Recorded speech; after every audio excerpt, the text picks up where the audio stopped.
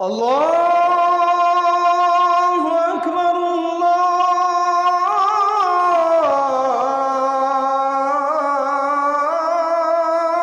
আকবার। কিছু মানুষ যখন আসবে, ফেরেশতারা তাদের আমলনামা দেখতেও চাইবেন না, জিজ্ঞেসও করবেন না। লা ইউসআলু, তাদেরকে প্রশ্নই করা হবে না। রব্বুল আলামিন আয়াতের মধ্যে বললেন, ইউরাফুল মুজরিমুনা বিসীমাহুম ফায়ুখাযু বিন্নাওয়াসি ওয়াল আকদাম। ওই মানুষগুলো যখন আসবে, ফেরেশতারা তাদেরকে দেখে চিনে ফেলবে। তাদেরকে দেখেই চিনে ফেলবে যে তারা পাপিষ্ট। এই জন্য তাদের জন্য কোনোদিন মিজানের কোনো পাল্লাই বসানো হবে না। তাদের জন্য কোনোদিন দাড়ি পাল্লার কোনো বিষয় হবেই না। আমলগুলো পরিমাপের কোনো যন্ত্রই তাদের থাকবে না। কোরআনে আল্লাহ বলেন, ফালা নুকিমু লাহুম ইয়াউমাল কিয়ামাতি ওয়াজনা, তাদের জন্য আমি মিজানের পাল্লা বসাবই না। ও ভাই আমার, তার কারণ হচ্ছে আমলনামা পরিমাপ করা দরকার তার। যার ঈমান আছে, ঈমানের পরে আবার নেক আমলও আছে, আবার বদ আমল আছে। ভালো মন্দ দুইটাই যার আছে, তারটাই তো পরিমাপ করা দরকার। কিন্তু যার আমলনামার মধ্যে ভালো কিছুই নাই, যার ঈমানই নাই, তার তো আমলনামা খোলাই হয় নাই। ওর তো সারা জীবনটাই বদ আমল। আর ওই বদ আমলওয়ালা আমলগুলা পরিমাপের তো কোনো দরকারই নেই। যেমন আমার ভাই ভালো করে বোঝেন, ভারতের প্রধানমন্ত্রী নাম কি ওর? বোঝার জন্য বলি, কি নাম? ইমানদার না বেঈমান? ইমানদার না বেঈমান? এখন নরেন্দ্র মোদী যখন মাথা নিচের দিকে দিয়ে আসবে, ফেরেশতারা তো তাকে দেখে চিনে ফেলবে। এখন নরেন্দ্র মোদীকে এনে হাসরের ময়দানে দাঁড় করায়া, এরপরে আবার মিজানের পাল্লা বসায়া নেক আমল আর বদ আমল মাপার কি আছে? ওর তো জীবনে কোনো নেক আমলই নাই, ঠিক কিনা? ওর তো নেক আমলই নাই। এই জন্য রব্বুল আলামিন যাদের মাথা নিচের দিকে দিয়ে আনবেন, পা উপরের দিকে দিয়ে আনবেন, তাদেরকেও হাসরের ময়দানে ঢুকাবেন না, বরং হাসরের ময়দানের পাশেই তাদেরকে জাহান্নামের মধ্যে ফেলে দিবেন। তাদের আমলনামা পরিমাপ করার কোনো দরকারও নাই। হাসরের ময়দানের খুব কাছে জাহান্নামকে টেনে আনা হবে। আল্লাহর হাবিব হাদিসের মধ্যে বললেন, ইউতা বিজাহান্নামা ইয়াউমাইযিন লাহা ৭০,০০০ জিমাম, মা কুল্লি জিমামিন ৭০,০০০ মালাকিন ইয়াজুরুনাহা। জাহান্নামকে রব্বুল আলামিন ৭০,০০০ শিকল দিয়ে পেঁচাবেন। জাহান্নামকে টেনে হাসরের মাঠে আনার জন্য ৭০,০০০ শিকল দিয়ে পেঁচাবেন। আবার প্রত্যেক শিকলের সঙ্গে ৭০,০০০ ফেরেশতা থাকবে। প্রায় ৪৯০ কোটি ফেরেশতা মিলে জাহান্নামকে টানতে টানতে টানতে টানতে হাসরের মাঠে আনবে। জাহান্নামের ভেতর থেকে ভয়ঙ্কর হুঙ্কার, তর্জন, গর্জনের আওয়াজ হতে থাকবে, মাইরের আওয়াজ হতে থাকবে, কান্নার আওয়াজ হতে থাকবে, ভয়াবহ শব্দ হতে থাকবে। জাহান্নামটারে টেনে টেনে হাসরের ময়দানের কাছে আনবেন। ওই জাহান্নামের ভেতরে মাথা নিচের দিকে যারা আসবে, তাদেরকে ধাক্কা মেরে মেরে জাহান্নামের ভেতরে ফেলে দেওয়া হবে। কোনো হিসাব নিকাশ তাদের হবেই না। হাসরের মাঠের মধ্যেও তাদের কোনো জায়গা হবে না। ওসমান রাদিয়াল্লাহু আনহু বলতেন, বিশ্বনবী আমারে বলে গিয়েছেন, ওসমান রে সাবধান, তুমি নবীর জামাতা, এই পরিচয় কবরের কাছে দিয়ে কিন্তু বাঁচতে পারবা না, কারণ কবর নবীর জামাতারে চিনে না। বিশ্বনবী বলেছেন, ইন্নামাল কবরু রাউযাতুম মিন রিয়াদিল জান্নাহ আও হুফরাতুম মিন হুফারিন নার। কবর কারো জন্য হয়ে যাবে জান্নাতের টুকরা, আবার কারো জন্য হয়ে যাবে জাহান্নামের গর্ত। যার কবর ভালো তার হাসর ভালো, যার হাসর ভালো তার মিজান পুলসিরাত সব ভালো। যার কবর খারাপ তার হাসর খারাপ, যার হাসর খারাপ তার মিজান পুলসিরাত সবই খারাপ। তাহলে ভালোর শুরুটাও কবর, আবার খারাপের শুরুটাও কবর। আল্লাহর হাবিব একদিন তিনার কন্যা ফাতেমাকে ডাকলেন, ডেকে বললেন, ও মা, লা উগনি আনকি মিনাল্লাহি শাইআ, দুনিয়াতে টাকা লাগলে টাকা নাও, দিনার লাগলে দিনার নাও, দিরহাম লাগলে দিরহাম নাও, যা লাগবে তুমি তোমার বাবা মুহাম্মাদের কাছ থেকে চেয়ে নাও। তবে তোমার বাবা নবী এই পরিচয় দিয়ে কবরের কাছে কিন্তু তুমিও পার পাবা না। নিজের আমল করো। আমালি আমালি ইয়া ফাতেমা, ও ফাতেমা নিজের আমল করো, নিজের আমল করো, নিজের আমল করো। কারণ তোমার আমল যদি না থাকে, তোমার বাবা নবী এই পরিচয় দিয়ে কবরের কাছ থেকে তুমিও পার পাবা না। ও মুসলমান, একবার বিবেকের মধ্যে কথা ঢুকান। রাসূল যদি নিজের মেয়ের এই কথা বলতে পারে, তাইলে সেখানে আপনি আর আমি কোন ছাতার মাথা? কবর যদি নবীর কন্যা ফাতেমারে ছাড় না দেয়, আমাদেরকে কিভাবে ছাড় দেবে? আর ওই কবরে আমাদের যাওয়া লাগবে। তবে আমাদের কোনো টেনশন নাই। যে সাহাবীদেরকে রাসূল জান্নাতের সুসংবাদ দুনিয়াতে দিয়েছিলেন, ওই সাহাবীরা কবর দেখলে পাগলের মতো হয়ে যেতেন। আর আমাদের যাদের জান্নাতে যাওয়ার কোনো ঠিক ঠিকানা নাই, আমরা কবরকে বেমালুম ভুলে গিয়েছি। আমার ভাইরা, এ যাবৎকালের আলোচনা বুঝে থাকলে একটু জবাব দেন তো, কবরের জিন্দেগিতে আমাদের সকলকে যাওয়া লাগবে কিনা? কবর থেকে বাঁচতে পারছে দুনিয়াতে কেউ? খালেদা জিয়া বাঁচতে পারছে, শেখ মুজিব বাঁচছে, জিয়াউর রহমান। এ তো বাংলাদেশের কথা বললাম। বাংলাদেশে তাদের চাইতে বেশি ক্ষমতাবান কি কেউ ছিল? আবার এখন যেটা আছে ডক্টর ইউনূস, সে কি জীবনে মরবে না? শেষ। দুনিয়ার মানুষ তার নামটাও নিবে না, অন্ধকার কবরে ফেলে রাখবে। কবর থেকে যদি মুহাম্মদুর রাসূলুল্লাহ নিস্তার না পায়, বিশ্ব নবীরেও যদি কবরে যাওয়া লাগে, তাইলে উম্মত হিসাবে আমাদের সবারই। এবার আমার ভাই জবাব দেন, ওই কবরে আমাদের জন্য কি অপেক্ষা করেছে তা কি আমরা জানি? কবর হয়তো জান্নাতের টুকরা হবে অথবা জাহান্নামের গর্ত হবে, দুইটার একটা তো হবে, তৃতীয় কিছু হওয়ার কোনো সুযোগই নাই। হয়তো জান্নাতের টুকরা, নয়তো জাহান্নামের টুকরা। আমার ভাই, ভাবে কবরের জীবনে আমাদেরকে যাওয়া লাগবে। আল্লাহ আয়াতের মধ্যে বললেন ওয়ানুফিখা ফিস-সূর। মুফাসসিরগণ বলেন এই সূর হয়তো নাফখাতুল বাসি ওয়ান নুশুর। এটা হচ্ছে এমন ফুৎকার, ইসরাফিল শেষ ফুৎকারটা যখন দিবে কিয়ামতের জন্য, তখন দুনিয়ার যত মানুষ কবরের ভিতরে ছিল, সব মানুষের কবরগুলো টাস টাস টাস করে ফেটে যাবে। আপনাদের এলাকার যত কবর আছে টাস করে ফেটে যাবে। আপনার চিহ্ন নাই যেখানে, এমনও কবরস্থান আছে 1000 বছরের পুরনো কবরস্থান, 200-400 বছর আগের পুরনো কবরস্থান, মানুষ জানেও না যে এখানে কবর ঘর বাড়ি বানায় ফেলাইছে।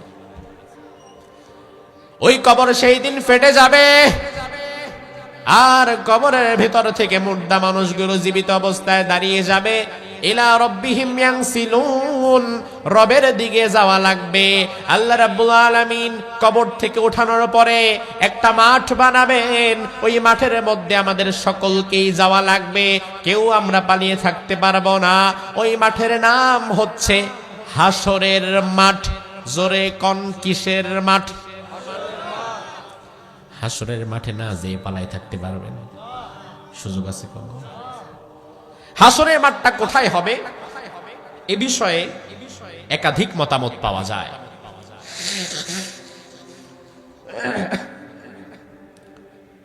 কেউ কেউ বলেন সিরিয়ায়, কেউ কেউ বলেন মক্কায়, কিন্তু কোরআন এ বিষয়ে আমাদেরকে ডিরেক্টলি কোনো মেসেজ দেয় নাই যে এই জায়গাটাই হবে হাসরের মাঠ। বরং কোরআনে কারীম আমাদেরকে জানিয়ে দিচ্ছে وَيَوْمَ نُسَيِّرُ الْجِبَالَ وَتَرَى الْأَرْضَ بَارِزَةً وَحَشَرْنَاهُمْ فَلَمْ نُغَادِرْ مِنْهُمْ أَحَدًا। আমি আল্লাহ রাব্বুল আলামিন দুনিয়ার সব পাহাড়গুলোকে ভেঙে ফেলবো। দুনিয়াতে আর কোনো পাহাড় থাকবে না। জমিনের সর্বোচ্চ খুঁটির নাম পাহাড়। এই যে টেবিলটা বানিয়েছে, এই টেবিলের মধ্যে বিভিন্ন জোড়ায় জোড়ায় পেরেক আছে না নাই? পেরেক ছাড়া টেবিল হবে? থাকবে টেবিল। এই জমিনটাও তেমন থাকতো না যদি জমিনের উপরে পাহাড় না থাকতো। যেই জমিনের উপরে পাহাড় কম বা পাহাড় নাই, ওই জমিনটা ভূমিকম্প হয় বেশি। বাংলাদেশ থেকে পাহাড়গুলা কেটে কেটে আমরা শেষ করে দিচ্ছি। আমি গত রমজানে মিশরে গিয়েছিলাম ফিলিস্তিনি ভাইদের একটা প্রজেক্টে। মিশরে যাওয়ার পরে আমি দেখলাম বাংলাদেশের পাহাড়গুলো স্বাভাবিকত মাটির পাহাড়, আর মিশরে যাওয়ার পরে দেখলাম যে পাহাড়ে মুসা আলাইহিস সালাম দাঁড়িয়ে আল্লাহর সাথে কথা বলতেন, ওই পাহাড়ের নাম হচ্ছে তুর পাহাড়। কি পাহাড়? কি পাহাড়? তুর। কোরআন যে পাহাড়ে নাজিল হয়েছে ওই পাহাড়ের নাম নূর, জাবালে নূর। আর তাওরাত নাজিল হয়েছে তুর, জাবালে তুর, তুরে সাইনা। আমি গিয়ে তো দেখে অবাক হয়ে গেলাম, সুবিশাল পাহাড়। আর এই পাহাড়টা টোটাল পাহাড়টাই পাথরের পাহাড়, 100 টাক মাটি নাই, টোটাল পাহাড়টা পাথর। আমার ভাই, এই যে এত মজবুত শক্তিশালী বড় বড় পাহাড় গোটা পৃথিবীতে, আমার আল্লাহ বললেন এই সব পাহাড়গুলো আবার আমি আল্লাহ ভেঙে চুরমাচুর করে দেব। এই পাহাড়গুলো ভাঙার ক্ষমতাও আল্লাহর আছে না নাই? আমার আল্লাহ বলেন সব পাহাড়গুলো ভেঙে দিয়ে পুরা জমিনটাকে আমি একটা মাঠ বানায় ফেলব। ওই লেভেল প্লেইং ফিল্ড, উঁচু নিচু কোনো জায়গা থাকবে না। ওই মাঠের মধ্যেই আমি আল্লাহ তাআলা হাসর কায়েম করব। ফালাম নুগাদির মিনহুম আহাদা, আহাদান মানে এক। আল্লাহ বললেন একজন সিঙ্গেল এনি পারসন, একজন ব্যক্তিও এইখানে আসা থেকে বালাতে পারবা না, প্রত্যেককেই আসা লাগবে। নিয়ে আসবেন কে? কবরটা আপনার আইটপাড়ায় হোক, ঢাকায় হোক, বাংলাদেশে হোক, ইটালিতে হোক, পৃথিবীর যেই প্রান্তেই হোক না কেন, ওই জায়গা থেকে আপনাকে কবর থেকে দাঁড়ায়া হাসরের মাঠ পর্যন্ত যাওয়া লাগবে, পালিয়ে থাকতে পারবেন না। আল্লাহর হাবিব হাদিসের মধ্যে বললেন ইউহশারুন নাসু ইয়াউমাল কিয়ামাতি সালাসাতা আসনাফ, সিনফান মুশাতা ওয়া সিনফান রুকবানা ওয়া সিনফান আলা ওয়াজুহিহিম। দুনিয়ার মানুষ কবর থেকে বের হয়ে হাসরের মাঠে যে যাবে, এই হাসরের মাঠে দুনিয়ার মানুষ যাবে 3 ভাবে। কয় ভাবে? কয় ভাবে? মনে রাখেন ভাই, কারণ আপনি আছেন আইটপাড়ায়, আপনার মৃত্যু হয়ে গেছে, কবর দিছে আইটপাড়ায়, এখন হাসরের মাঠ তো আর আইটপাড়ায় শরীয়তপুরে হবে না। হাসরের মাঠ যেখানে হবে, কবর থেকে উঠে তো আপনার ওই পর্যন্ত যাওয়া লাগবে। রাসূল বললেন দুনিয়ার মানুষ কবর থেকে উঠে হাসরের মাঠে যাবে 3 ভাবে। জোরে কোন কয় ভাবে?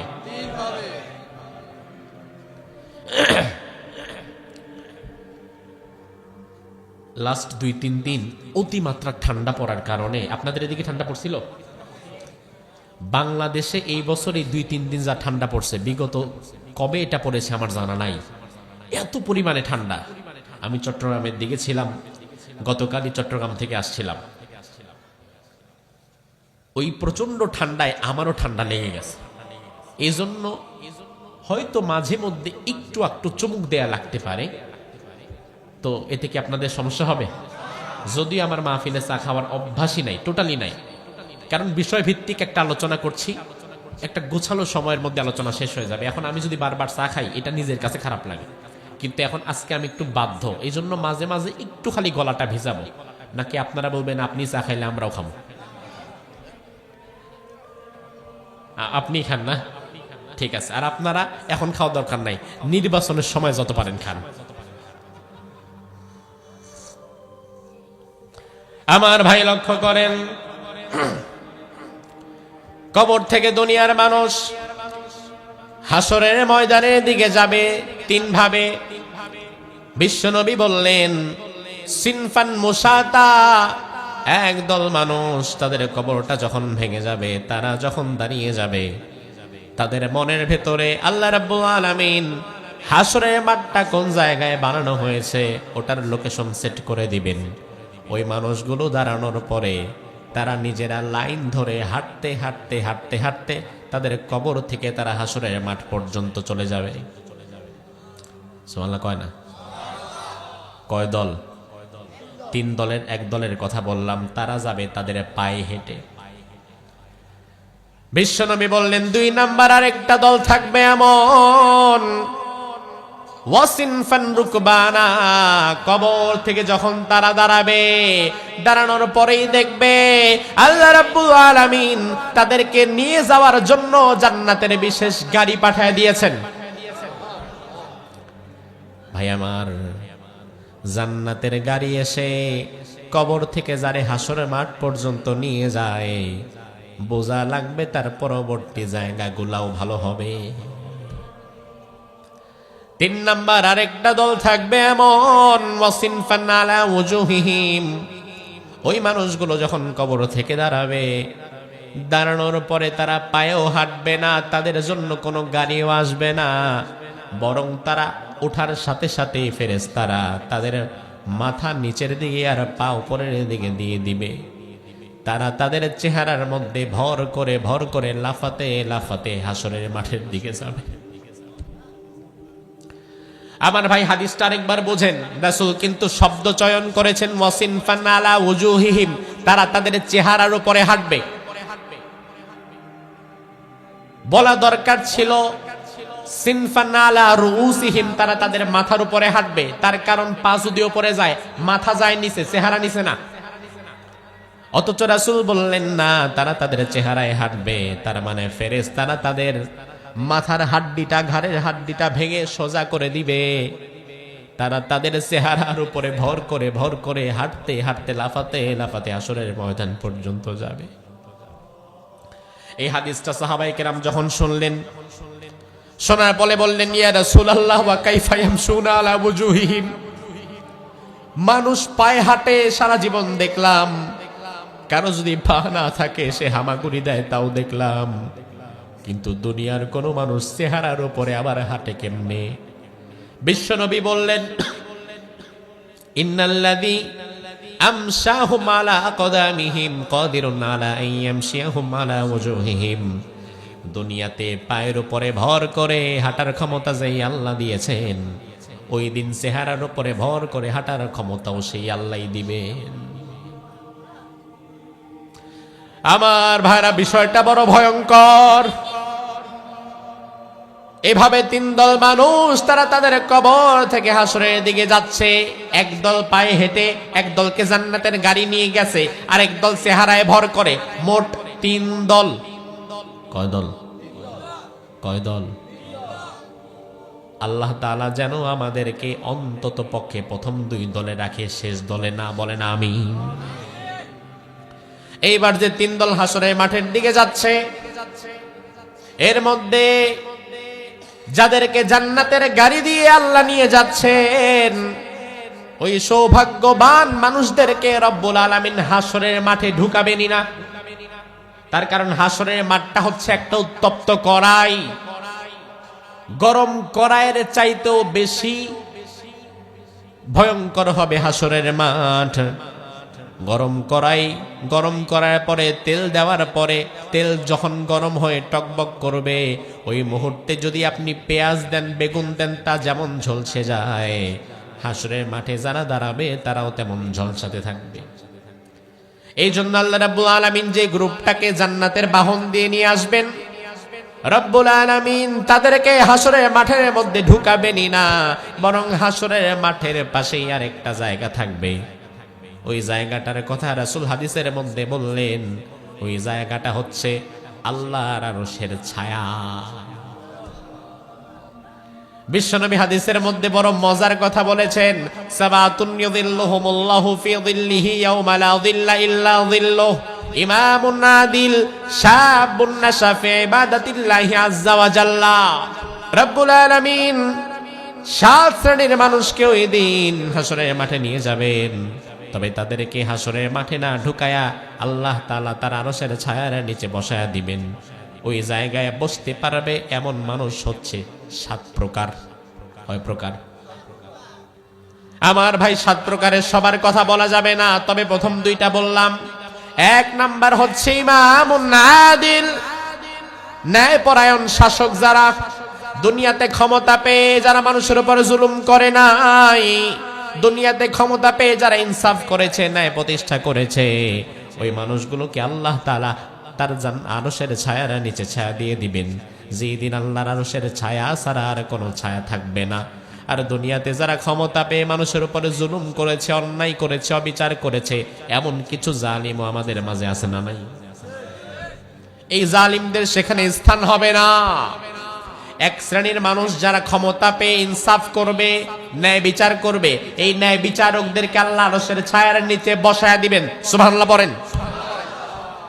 2 নাম্বার, শাবুন নাশা ফি ইবাদাতিল্লাহি আযজা ওয়া জাল্লা, ওই যুবক যেই যুবকের যৌবন কাটে আল্লাহর ইবাদতে। কার ইবাদতে? আর আমাদের যুবকদের যৌবন কাটে কোথায়? ফেসবুকে, ইউটিউবে রিলস দেখতে দেখতে, টিকটকের ভিডিও বানাইতে বানাইতে।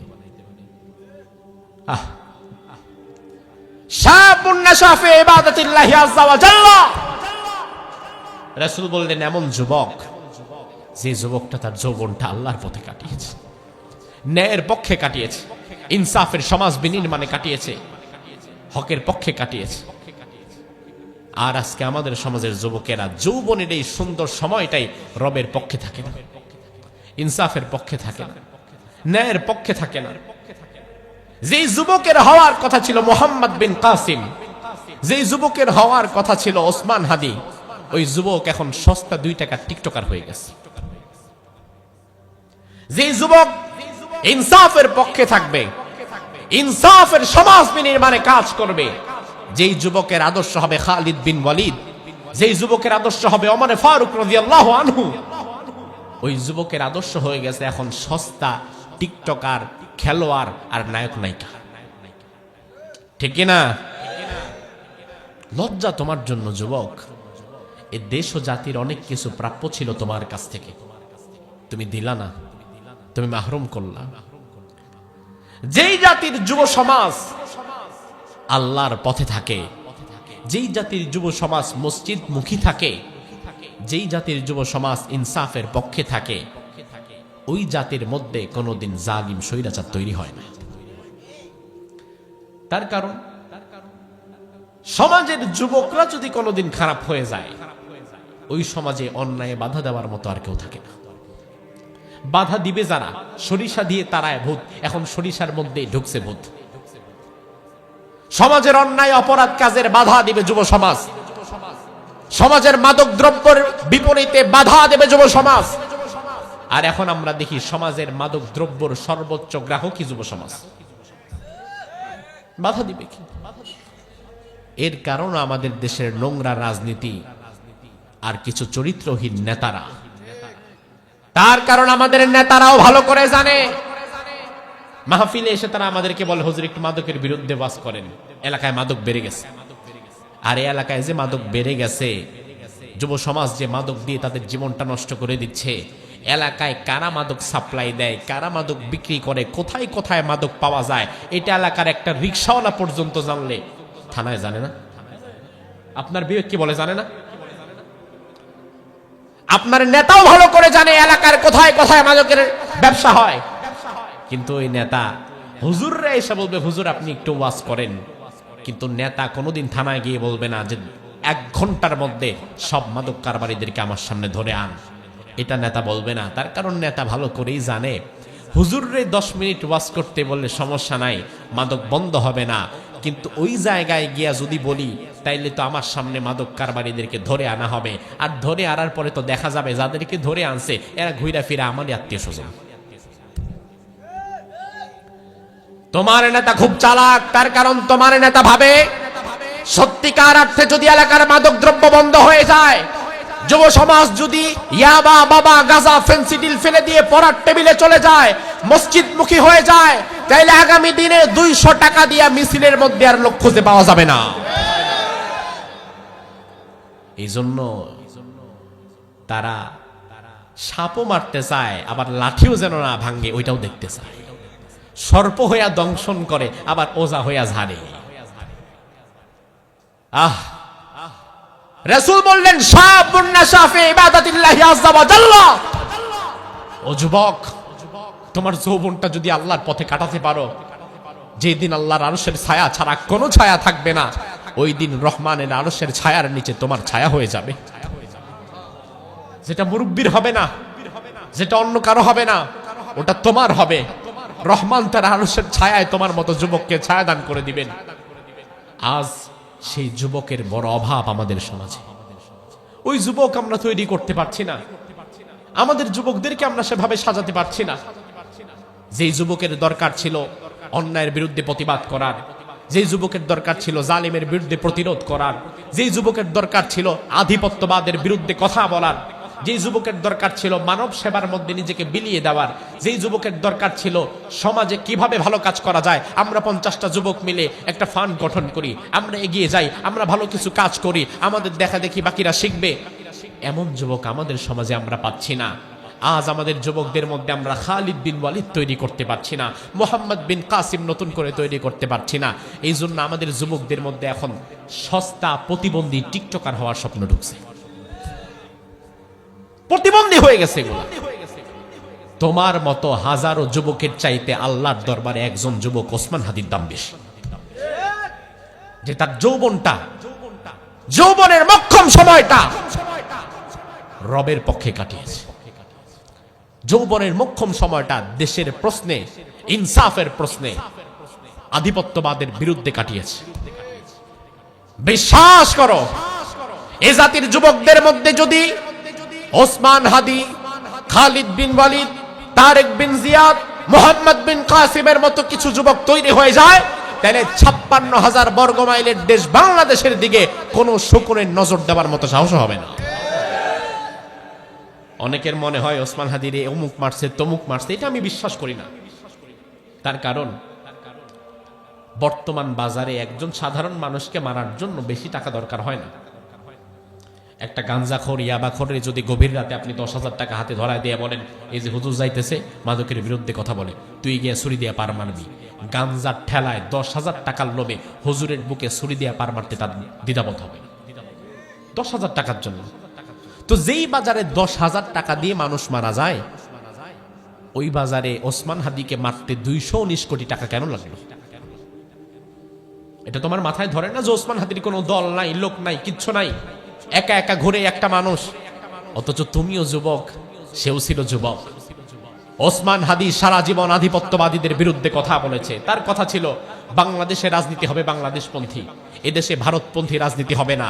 আমার বাংলাদেশের রাজনীতি, অর্থনীতি, সংস্কৃতি সব জায়গায় পার্শ্ববর্তী দেশের দাদাবাবুরা কেন বাম হাত ঢুকাবে? আমি স্বাধীনভাবে আমার ধর্মকর্ম পালন করব, আমি স্বাধীনভাবে আমার দেশ পরিচালনা করব, এদেশের মেধা এদেশে যেন কাজে লাগে। এই কথাগুলো সে বারবার বলেছে। এতে দিল্লির খবর হয়ে গেছে, তারা ভালো করে হিসাব কষে দেখেছে এই যুবকের যেই চিন্তাধারা, এই চিন্তাধারা যদি বাংলাদেশের আরো কিছু যুবকের মধ্যে একবার ছড়িয়ে যায়, তাহলে আগামীর বাংলাদেশে দিল্লির আধিপত্যকে জাতি বৃদ্ধাঙ্গুলি দেখাবে।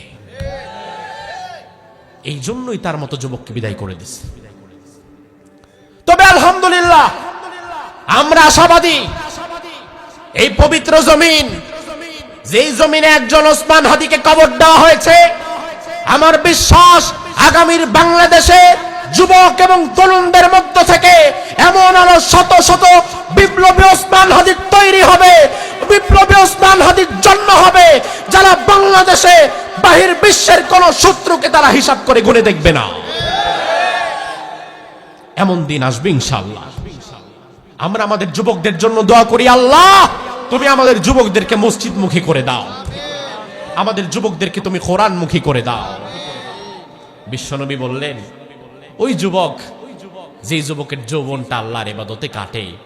আজকের মাহফিলে যত যুবক এসেছে, এই দ্বিতীয় শ্রেণীর যুবকের মধ্যে আল্লাহ তাআলা যেন আমার যুবকগুলারে কবুল করে নেয়।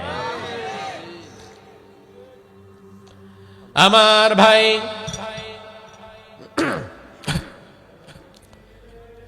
রব্বুল আলামিন যাদেরকে জান্নাতের গাড়ি দিয়ে আনবেন, ওই 7 শ্রেণীর মানুষদেরকে আল্লাহ তাআলা হাসরের মাঠে না ঢুকায়া, হাসরের মাঠের পাশে তার আরশের ছায়ার মধ্যে ছায়া দিয়ে দিবেন। তাইলে 3 গ্রুপের এক গ্রুপ কিন্তু হাসরের মাঠে ঢুকলো না, রহমানের ছায়ার নিচে তাদের জায়গা হয়ে গেছে। বাকি আছে কয় গ্রুপ? এক দল পায়ে হেঁটেছে, আরেক দলের মাথা ছিল নিচে, পা ছিল উপরে। বিশ্বনবী হাদিসের মধ্যে বললেন, যাদের মাথা নিচের দিকে দিয়ে এসেছে, পা ছিল উপরের দিকে, এই মানুষগুলোকেও রব্বুল আলামিন হাসরের মাঠে ঢুকাবেন না। কোরআনে কারিমে আল্লাহ রাব্বুল আলামিন বললেন, ফায়াউমাইযিন লা ইউসআলু আন যামবিহি ইনসু ওয়ালা জান। কিছু মানুষ যখন আসবে, ফেরেশতারা তাদের আমলনামা দেখতেও চাইবেন না, জিজ্ঞেসও করবেন না। লা ইউসআলু, তাদেরকে প্রশ্নই করা হবে না। রব্বুল আলামিন আয়াতের মধ্যে বললেন, ইউরাফুল মুজরিমুনা বিসীমাহুম ফায়ুখাযু বিন নাওয়াসি ওয়াল আকদাম। ওই মানুষগুলো যখন আসবে, ফেরেশতারা তাদেরকে দেখে চিনে ফেলবে, তাদেরকে দেখেই চিনে ফেলবে যে তারা পাপিষ্ঠ। এই জন্য তাদের জন্য কোনোদিন মিজানের কোনো পাল্লাই বসানো হবে না, তাদের জন্য কোনোদিন দাড়ি পাল্লার কোনো বিষয় হবেই না, আমলগুলো পরিমাপের কোনো যন্ত্রই তাদের থাকবে না। কোরআনে আল্লাহ বলেন, ফালা নুকিমু লাহুম ইয়াউমাল কিয়ামাতি ওয়াজনা, তাদের জন্য আমি মিজানের পাল্লা বসাবই না। ও ভাই আমার, তার কারণ হচ্ছে আমলনামা পরিমাপ করা দরকার তার। যার ঈমান আছে, ঈমানের পরে আবার নেক আমলও আছে, আবার বদ আমল আছে, ভালো মন্দ দুইটাই যার আছে, তারটাই তো পরিমাপ করা দরকার। কিন্তু যার আমলনামার মধ্যে ভালো কিছুই নাই, যার ঈমানই নাই, তার তো আমলনামা খোলাই হয় নাই, ওর তো সারা জীবনটাই বদ আমল।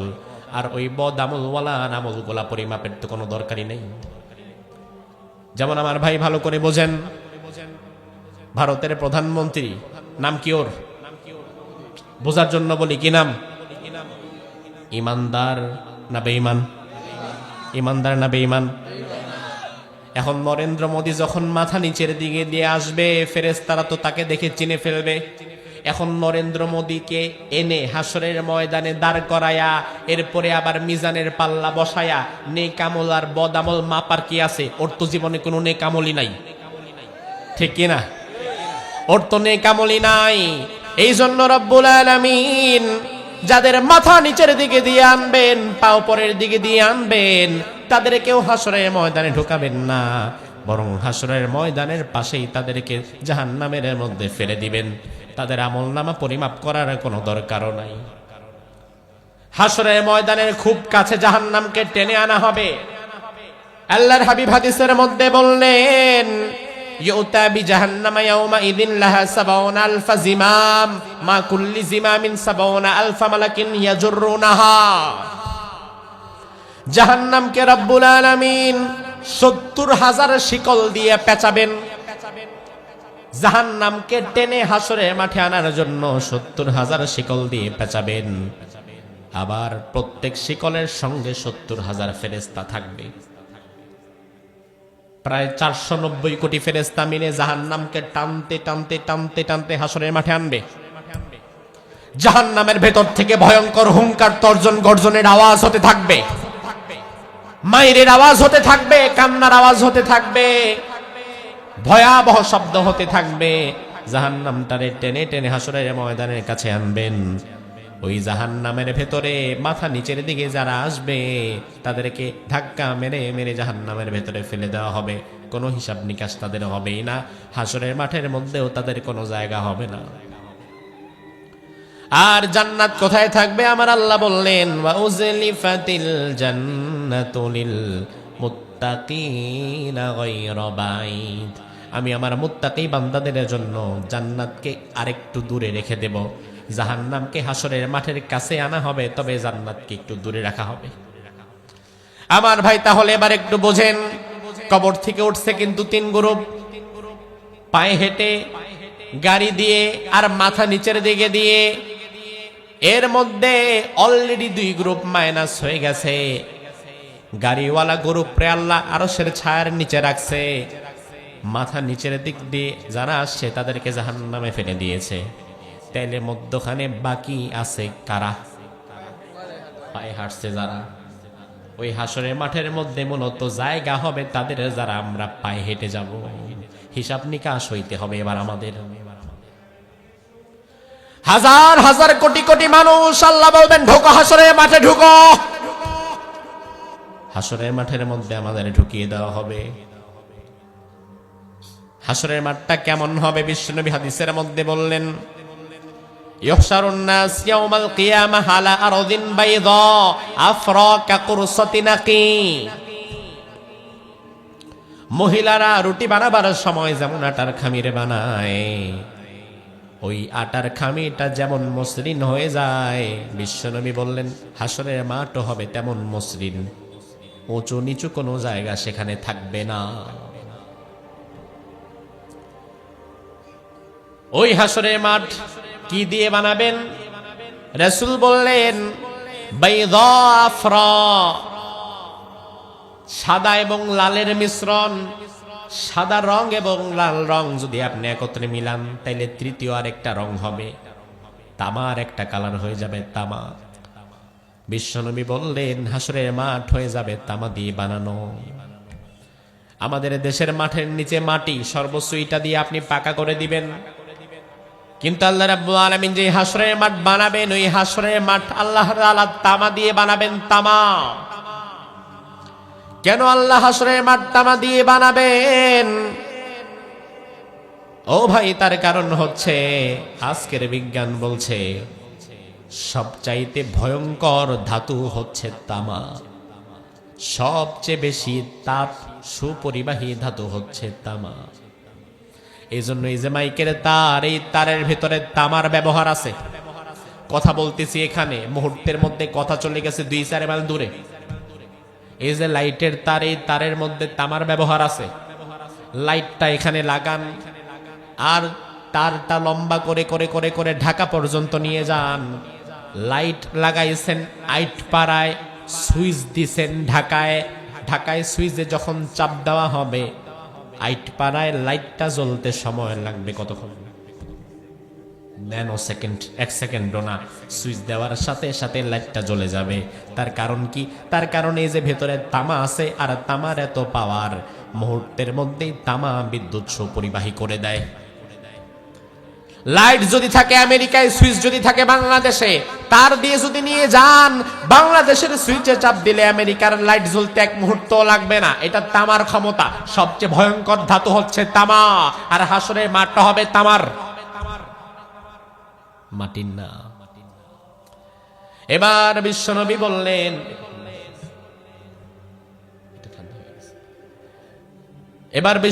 বললেন, ওই তামার তৈরি হাসরের মাঠের মধ্যে রাব্বুল আলামিন লক্ষ কোটি কোটি মানুষ যাদের ঢুকাবেন, তাদের অবস্থা কেমন হবে শোনো। ইহশারুন নাসু ইয়াউমাল কিয়ামাতি হুফাতান নুরাতান গুরলা। ওই মানুষগুলো, তাদের মাথায় কোনো টুপি থাকবে না, গায়ে কোনো জামা থাকবে না, তাদের খতনা করানো থাকবে না, মুসলমানি করানো থাকবে না, এমনকি কারো পায়ের মধ্যে কোনো জুতাও থাকবে না। জন্ম হওয়ার সময় মানুষ যেমন উলঙ্গ থাকে, কাপড়হীন থাকে, হাসরের মাঠের মধ্যে ওই মানুষগুলো উলঙ্গ কাপড়হীন হয়ে দাঁড়িয়ে থাকবে। মা আয়েশা কথা শুনে বললেন, ইয়া রাসূলুল্লাহ, আর রিজালু ওয়ান নিসাউ জামিআ ইয়ানদুরু বাযুহুম ইলা বায। পুরুষ এবং নারী একত্রে তারা দাঁড়িয়ে থাকবে হাসরের ময়দানে। তারা যে উলঙ্গ থাকবে, একের দিকে অপরের তাকিয়ে কি কোনো লজ্জা পাবে না? দুনিয়াতে রাস্তা দিয়ে যদি একটা ল্যাংটা পাগল হাইটা যায়, মানুষ সেটাও টাকায় দেখে।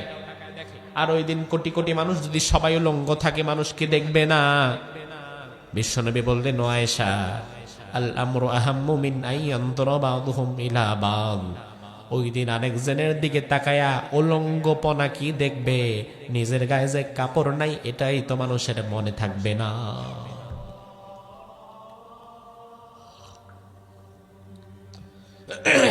আমার ভাই লক্ষ্য করেন, হিসাবটা কত কঠিন হবে।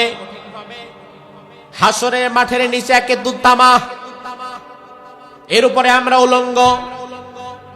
আবার রব্বুল আলামিন সর্বোচ্চ ক্ষমতাধর সূর্যটাকে তখন মাথার কাছে এনে সেট করবেন। রাসূল হাদিসের মধ্যে বললেন, তুদনাস শামসু ইয়াউমাল কিয়ামাতি মিনাল খালক হাত্তা তাকুনা মিনহুম কামিকদানি মিল ফায়াকুনুন নাসু আলা কদরি আমালিহিম ফিল আরাক। রব্বুল আলামিন মানুষের মাথার 1-1.5 ইঞ্চি ওপরে সূর্য এনে দেবেন। মিল শব্দের একটা অর্থ হচ্ছে সুরমা দানির শলাকা।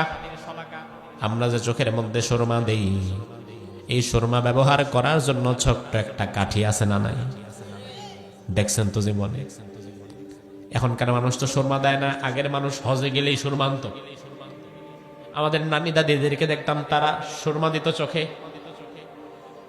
এই যে সুরমা ব্যবহার করার জন্য যে ছোট্ট একটা কাঠি থাকে, এই কাঠিটার আরবি হচ্ছে মিল।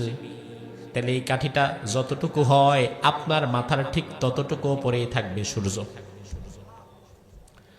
আমার ভাই লক্ষ্য করেন, দুনিয়াতে পৃথিবী থেকে সূর্যের দূরত্ব 9,30,00,000 মাইল। 9,30,00,000 মাইল দূর থেকে সূর্যটা চৈত্র মাসে যেই দিন মাত্র 42, 43, 44 ডিগ্রি সেলসিয়াস তাপমাত্রা দেয়, ওই দিন আপনাদের আইটপাড়ার পুকুরের পানি সুদ্ধা কিন্তু গরম হয়ে যায়।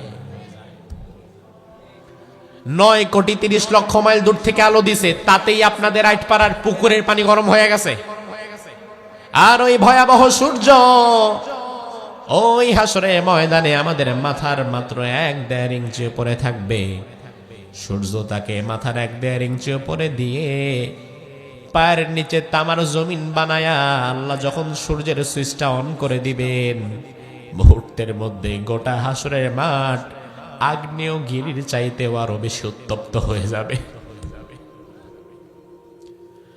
এর উপরে মাথায় কাপড় নাই, পায়ে কোনো জুতা নাই। প্রচন্ড গরম যখন পড়ে, গ্রামের কৃষক মানুষ মাঠে তখন কাজ করে, রোদের তাপ যদি বেড়ে যায় পরনের জামাটা খুলে মাথার মধ্যে বেঁধে নেয় যেন মাথায় গরম না লাগে।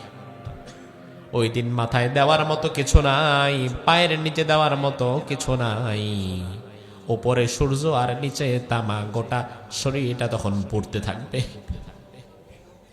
আল্লাহর হাবিব বললেন, মানুষের শরীর থেকে ঘাম ঝরতে থাকবে। কারো ঘাম হবে টাকনু পর্যন্ত, কারো ঘাম হাঁটু পর্যন্ত, কারো নাভি পর্যন্ত, কারো গলা পর্যন্ত। কেউ ঘামের মধ্যে ডুববে আর উঠবে। ঘামের পানিগুলা এসিডের পানির চাইতে বেশি উত্তপ্ত থাকবে। আপনার কিন্তু এখনো জান্নাত জাহান্নাম শুরুই হয় নাই, কারণ আপনার বিচার এখন শুরুই হয় নাই। বিচার হওয়ার পরে ঠিক হবে যে আপনি জান্নাতি না জাহান্নামী। হাসরের মাঠের শাস্তিটা বোনাস। জাহান্নাম তো মিয়া পরে, আপনি তো জান্নাতেও যাইতে পারেন। বিচার তো শুরুই হইল না, হাসরের মাঠে যে থাকা লাগবে ওইটাই তো সহ্য করতে পারবেন না। এই ঘামের মধ্যে একবার ডুববে আর একবার উঠবে,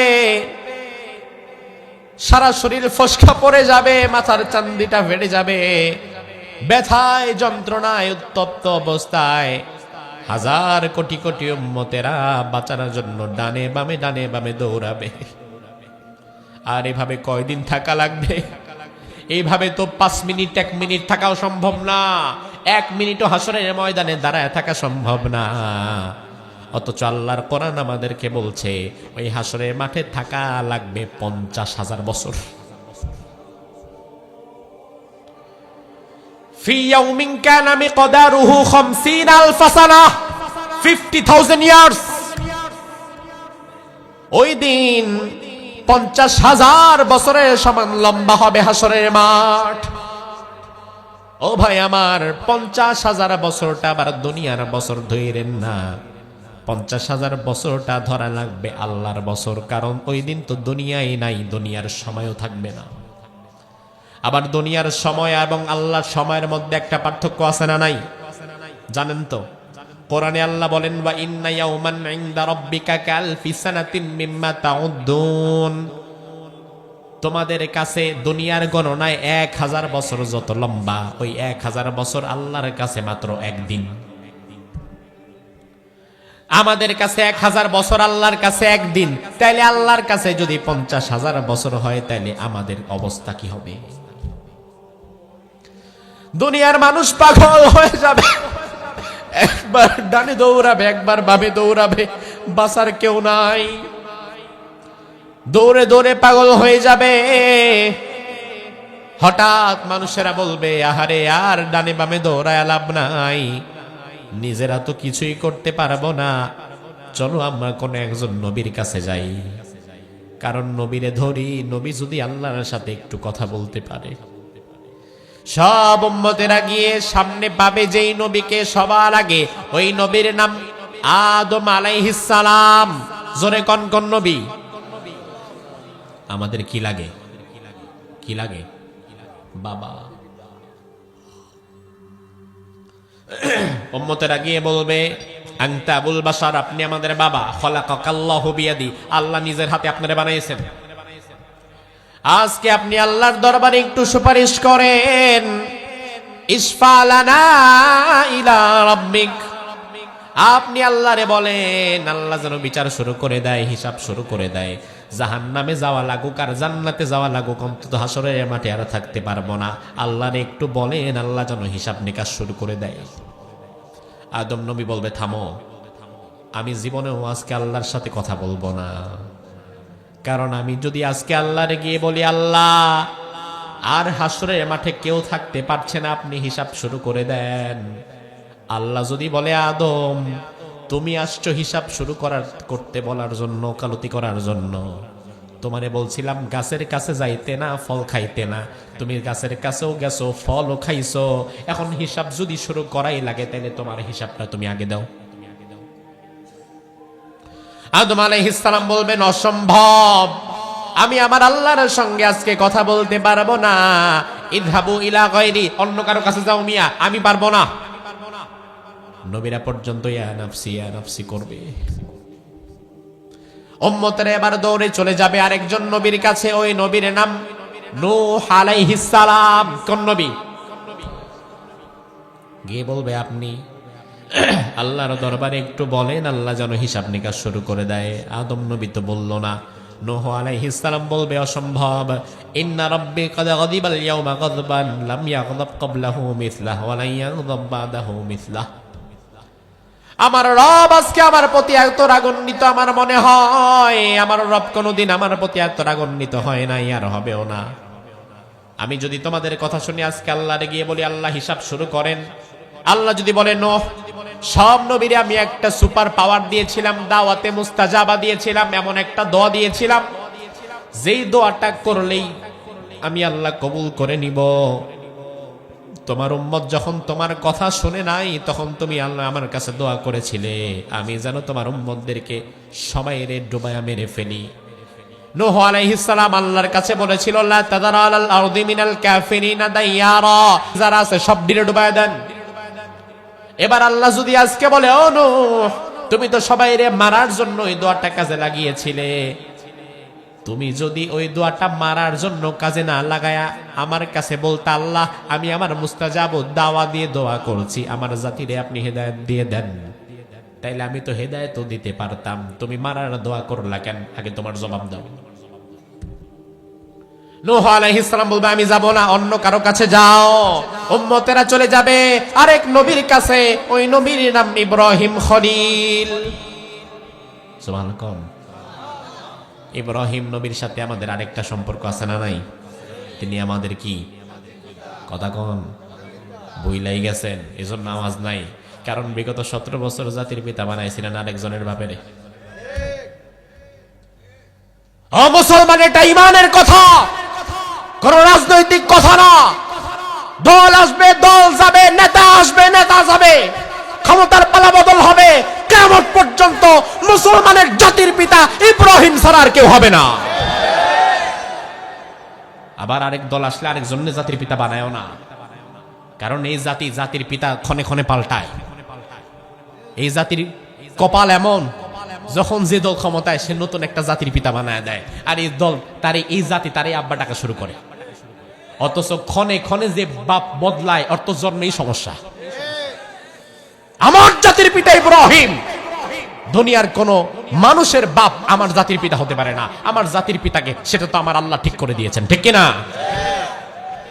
জাতির পিতা ইব্রাহিমের কাছে চলে গেছে মানুষ। হাসরের ময়দানে মানুষগুলো গিয়ে বলবে ইব্রাহিম আপনি আমাদের জাতির পিতা, আল্লাহর দরবারে আজকে আপনি বলেন ইসফালানা ইলা রাব্বিক, একটু সুপারিশ করেন যেন আল্লাহ তাআলা জাহান্নাম হোক আর জান্নাত হোক ওটা পরে দেখা যাবে, আগে হাসরের মাঠ থেকে যেন আমাদেরকে মুক্তি দেয়, আগে বিচারের নিকাশ যেন শুরু করে দেয়। ইব্রাহিম নবী বলবে অসম্ভব, আমি পারবো না। আরে আপনি পারবেন না কেন? আপনার সমস্যা কি? ইব্রাহিম আলাইহিস সালাম বলবেন, ওই যে আমার বন্ধুরা আমারে বলেছিল ইব্রাহিম আসো মেলায় যাই, আমি বলেছিলাম না আমি অসুস্থ। যদিও আমি ওই দিন অসুস্থ প্রকৃতভাবে ছিলাম না। এখন আমার আল্লাহ যদি আমার আজকে বলে ইব্রাহিম তুমি নবী মানুষ হইয়া ওই দিন এই কথা কেমনে বললা, তুমি তো অসুস্থ ছিলা না, তাইলে আমাকে যদি আল্লাহ নিজের হিসাব দিতে বলে আমি নিজের হিসাব কেমনে দিব? ইব্রাহিম নবী সামান্য একটা কথা এদিক সেদিক করার কারণে যদি ভয় পায়, তাহলে আমাদের অবস্থা কি হবে ভাবেন। ইব্রাহিম আলাইহিস সালাম বলবে অন্যদিকে যাও, আমি পারবো না।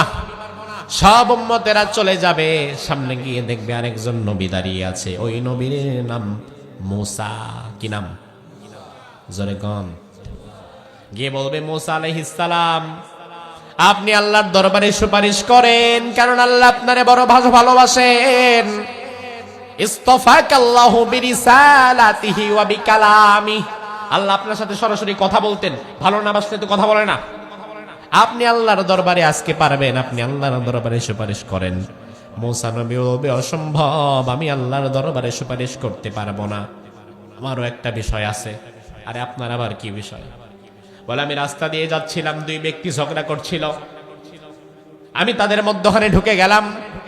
যেই ব্যক্তি অন্যায় করেছে আমি তারে বললাম তুমি অন্যায়কারী, অন্যায় কেন করছো? সে আমার মুখে মুখে তর্ক করা শুরু করে দিল। আমি রাগের চোটে তারে মারছি এক থাপ্পড়, আমার থাপ্পড় খায়া ওই বেড়া গেছে মইরা। কোরআনে কিন্তু ঘটনা আছে যে আমার থাপ্পড় খেয়ে ফেরাউনের ওই লোকটা মরে গেছে, অথচ ওমার বিকতলিহা, ওই লোককে মারার জন্য তো আমাকে আল্লাহ আদেশ করে নাই। এখন আল্লাহ যদি বলে মূসা ওই দিন তুমি তারে থাপড়ায়া মারলা কেন, তোমার জবাবটা তুমি আগে দাও, বাকিদেরটা পরে, তাহলে আমি মূসা কি জবাব দিব? উম্মতেরা এবার চলে যাবে ঈসা আলাইহিস সালামের কাছে। ঈসা নবী বলবে শোনো ও উম্মতেরা, শুনে নাও, ডানে বামে দৌড়ায়া লাভ নাই। আজকের দিনে আল্লাহর সঙ্গে কেউ কথা বলতে পারবে না। আল্লাহর সঙ্গে যদি কেউ কথা বলতেই পারে সে আর কেউ না, সে আখিরি জামানার পয়গম্বর মুহাম্মদুর রাসূলুল্লাহ, আর কেউ না। এজন্য ডানে বামে দৌড়ায়ও না, ওই নবীর খোঁজে বের হও। উম্মতের এবার হাজার হাজার কোটি উম্মত হাসরের মাঠে একবার ডানে যাবে একবার বামে যাবে, মুহাম্মদুর রাসূলুল্লাহকে পায় না। দৌড়াতে দৌড়াতে দৌড়াতে দৌড়াতে এমন জায়গায় চলে আসবে, ওই জায়গার নাম হচ্ছে মাকামে মাহমুদ। কি নাম? আজানের দোয়ার মধ্যে কিন্তু এই শব্দটা আমরা বলি, ওয়াবাথু মাকামাম মাহমুদানিল্লাযী ওয়া'আতা। আমরা বলি আল্লাহ আমাদের নবীরে তুমি মাকামে মাহমুদ দিও।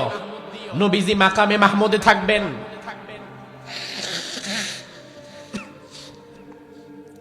ওই মাকামে মাহমুদে রাসূলুল্লাহ সিজদায় পড়ে থাকবেন, আর কোটি কোটি উম্মতেরা রাসূলুল্লাহর চারপাশ দিয়ে ঘিরে ধরবে। হাজার হাজার কোটি উম্মত রাসূলুল্লাহর চারপাশে দাঁড়িয়ে যাবে। দাঁড়িয়ে এবার চারিদিক থেকে কান্নার রোল পড়ে যাবে। উম্মতেরা দাঁড়ায় দাঁড়ায় কাঁদবে আর নবীরে বলবে ও আমাদের কলিজার টুকরো নবী, জীবনে আপনার সুন্নাত কত অমান্য করেছি, ও নবী আজকে আমাদেরকে আপনি মাফ করে দেন, আমাদের প্রতি আপনি রাগ করে থাকেন না। ডানে বামে দৌড়ায়া কোনো লাভ তো হলো না, আজকে মেহেরবানি করে আল্লাহর দরবারে আপনি একটু আমাদের জন্য দোয়া করেন। আল্লাহর হাবিব সিজদায় পড়ে কাঁদতে থাকবেন। বিষয়টা একবার চিন্তা করেন, নবীও সিজদার মধ্যে গিয়ে কাঁদে, উম্মতেরাও চারপাশ দিয়ে নবীর কাছে কাঁদে। আল্লাহর হাবিব উম্মতের কান্না সইতে না পেরে এবার আল্লাহরে বলবে আল্লাহ দুনিয়ার সব নবীরেই তো তুমি দাওয়াতে মুস্তাজাবা দিয়েছিলে, একটা বিশেষ দোয়া দিয়েছিলে, ওই দোয়াটা করলেই তুমি কবুল করে ফেলতে, এমন একটা দোয়া তো তুমি আমারেও দিয়েছিলে। দুনিয়ার সব নবীরা তাদের দোয়া দুনিয়াতে কাজে লাগিয়ে ফেলেছে, একজন নবী ছাড়া, সেটা আমি তায়েফে মার খেয়েছি তবুও দোয়াটা কাজে লাগাই নাই। ওহুদে মার খেয়েছি, দোয়াটা কাজে লাগাই নাই। মাসের পর মাস আমার ঘরে খাবার ছিল না, তারপরেও দোয়াটা কাজে লাগাই নাই। ওই দোয়াটা আমি রেখে দিয়েছিলাম আমার উম্মতের বিপদের জন্য। আজ আমার উম্মত হাসরের ময়দানে বিপদে পড়ে গেছে। আজকে আমি আমার মুস্তাজাবুদ দাওয়ার বিশেষ ক্ষমতায় তোমার দরবারে হাত তুলছি। মেহেরবানি করে আমার উম্মতের চোখের পানিগুলো তুমি কবুল করে নাও। এমন সময় হাসরের মাঠ, চারিদিকে কান্নার রোল পড়ে গেছে। উম্মত কাঁদে, নবীও কাঁদে। কান্না ছাড়া কারো কাছে আর কোনো কথা নাই। হঠাৎ করে একটা আওয়াজ আসবে, ইয়া মুহাম্মদ। এই ডাকটা দিবেন আল্লাহ। সুবহানাল্লাহ কইবেন না? এই ডাকের সাথে সাথে পুরা হাসরের মাঠের কোটি কোটি মানুষ স্তব্ধ হয়ে যাবে। অদৃশ্য থেকে আমার রবের ডাক এসেছে, আওয়াজ এসেছে। সবাই চুপ। ইরফা রাসাক, মাথা তুলেন। সাল তুতা, কি লাগবে চান। ওয়াশফা তুশাফা, আপনার কোন উম্মতকে চান বাছাই করে জান্নাতে নিয়ে যান। আমার ভাই,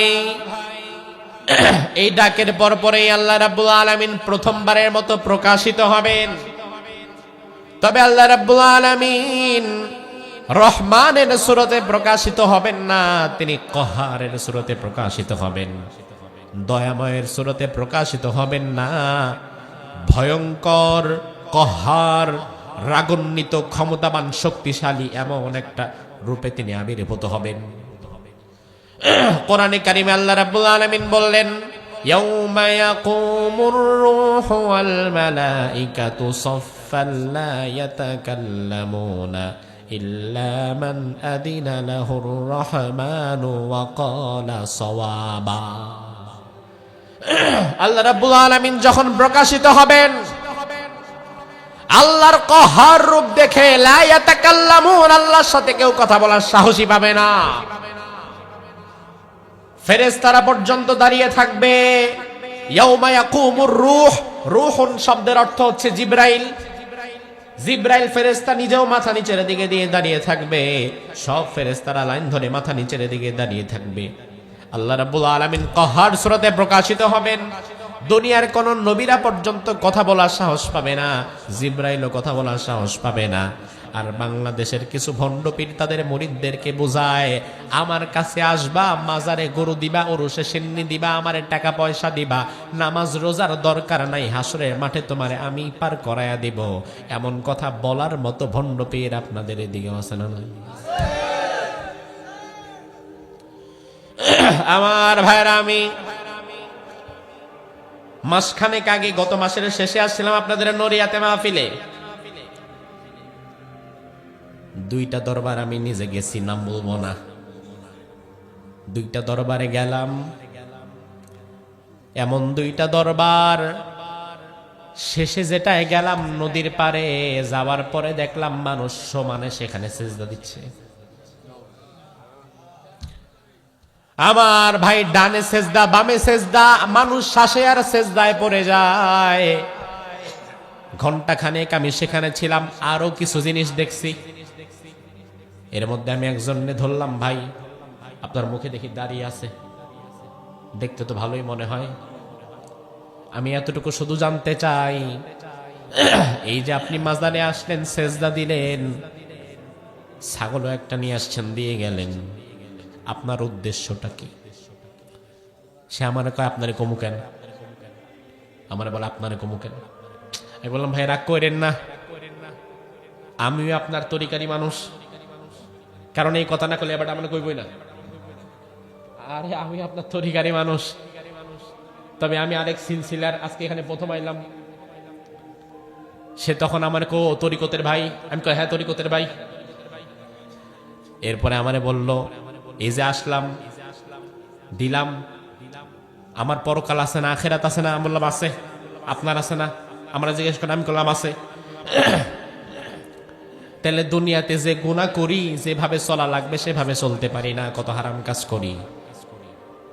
তাহলে এখানে আসলাম, লাইনটা ঠিক রাখলাম, পরকালে হাসরের মাঠে আমার বাবা আমারে পার করায় দিবে। এমন বিশ্বাস লালন করে এমন মানুষ আপনাদের শরীয়তপুরে কি একজন দুইজন? ও মুসলমান, বিবেক কোথায় গেছে? বিবেকের উপরে কি কুত্তায় মুতছে নাকি তোমার? হাসরের মাঠে ইব্রাহিম নবী বলবে আমি কথা বলতে পারবো না, মুসা নবী বলবে আমি কথা বলতে পারবো না, ঈসা বলবে আমি পারবো না, আদম নবী বলবে পারবো না, নূহ নবী বলবে পারবো না, ফেরেশতারা পর্যন্ত ভয়ে থরথর করে কাঁপবে। আর ওই জায়গায় তোমার পীর যদি বলে তার কাছে গেলে সে তোমার হাসরের মাঠে পার করায় দিবে, আমলের দরকার হবে না, তাইলে বোঝা লাগবে ওইটা পীর না, ওটা জিন্দা শয়তান। পাগল নাকি তুমি মিয়া? ঈসা নবী বলবে আমি পারবো না, মুসা নবী বলবে আমি পারবো না, ইব্রাহিম খলিল বলবে আমি পারবো না, তাহলে তোমার পীর বলে আমি পারবো, তাহলে তোমার পীর কি ওই নবীদের চাই বেশি শক্তিশালী? বিবেক নাই, বিবেক নাই। আমার ভাই, শরীয়তপুরে এসে এই ওয়াজ করা খুব কঠিন আমি জানি, এরপরেও বলে গেলাম, কারণ আজকে যদি আমি দেখার পরে জানার পরেও না বলি আল্লাহর দরবারে আমি আসামি হয়ে যাব। আমি ওই মাহফিলেও বলেছিলাম, আমারে বললো হুজুর এগুলা কয়েন না, তাহলে কিন্তু ঢাকায় ফিরে যেতে পারবেন না, এই মতের লোক অনেক আছে। আমি বললাম ভাই আমার সমস্যা নাই, কারণ আমারে তো আনছেনি বলার জন্য, এখন বলার জন্য আনার পরেও যদি বলেন এটা এটা এটা এটা বলবেন না, তাহলে আমারে আনার দরকারটাই কি বাকি ছিল? এখন আমারে তো আনলেনি বলার জন্য, আপনি আমার কথা ফালায় দেন, আমার ওয়াজ আপনি ফালায় দেন, মানলেন না, আমার কি হিসাব? তো আমার কাছে দেওয়া লাগবে না, হিসাব নেবেন কে? ব্যথা যেখানে হয় ঔষধ সেখানে দেওয়া লাগে, শরীয়তপুরের মানুষের রোগ যেখানে ঔষধ লাগবে সেখানে। এই জায়গায় যদি আমি ব্যথা হয়েছে হাতে, ঔষধ যদি পায়ে দেই তাইলে যেমন কাজ হবে না। এই মানুষগুলো শিরিকের মধ্যে জর্জরিত, শিরিকের কথা না বলে যদি সারাদিন নামাজের কথা বলি তাইলেও কাজ হবে না। আমার ভাই লক্ষ্য করেন, ফেরেশতারা পর্যন্ত ভয় দাঁড়িয়ে থাকবে, আল্লাহর দরবারে কেউ কথা বলার সাহস পাবে না। প্রথমবারের মতো হাসরের ময়দানে আল্লাহ রাব্বুল আলামিন প্রকাশিত হবেন, হাজার হাজার কোটি কোটি মানুষ, নবী রাসূল ফেরেশতারা পর্যন্ত সবাই চুপচাপ দাঁড়িয়ে থাকবে। প্রত্যেকের ভেতরে ভয়, না জানি এখন কি হয়, না জানি কি হয়, না জানি কার কি ফয়সালা হয়ে যায়। এমন সময় আল্লাহ রাব্বুল আলামিন প্রথম যে কথাটা বলবে, যে শব্দটা বলবে, ওই শব্দটি হচ্ছে আইনাল মালিক। আইনাল মালিক, ইয়া দুনিয়া আইনা মুলুকুকুম, এই দুনিয়া তোমার রাজত্ব কোথায়? এই দুনিয়া তোমার মালিকের আজকে কই? দুনিয়াতে ক্ষমতা পেয়ে অনেক মানুষ নিজেদেরকে মালিক মনে করে ফেলেছিল, এই জন্য ক্ষমতায় যাওয়ার পরে যেমন ভাবে তেমন ভাবে রাষ্ট্র চালিয়েছে, মানুষের উপরে জুলুম করেছে। এমন কিছু মানুষ আছে না নাই? দুনিয়াতে আধিপত্যবাদের একটা জুলুম সারা বিশ্বে আছে না নাই? বর্তমান পৃথিবীতে সবচেয়ে বেশি আধিপত্যবাদ বিস্তার করে দুইটা দেশ, একটা দেশ আমেরিকা আর একটা দেশ ইন্ডিয়া। গায়ে পরে পাড়া দিয়ে তারা ঝগড়া করে মানুষের সাথে, কারণ অস্ত্র আছে, ক্ষমতা আছে, টাকা আছে, এই জন্য পাশের ছোটখাটো দেশগুলারে তারা দেশি মনে করে না। আল্লাহ সেই দিন ডাক দিবে, এ দুনিয়া আইনাল মালিক, তোমার মালিকগুলো আজকে কই? ওই নরেন্দ্র মোদী কই? ওই ডোনাল্ড ট্রাম্প কই?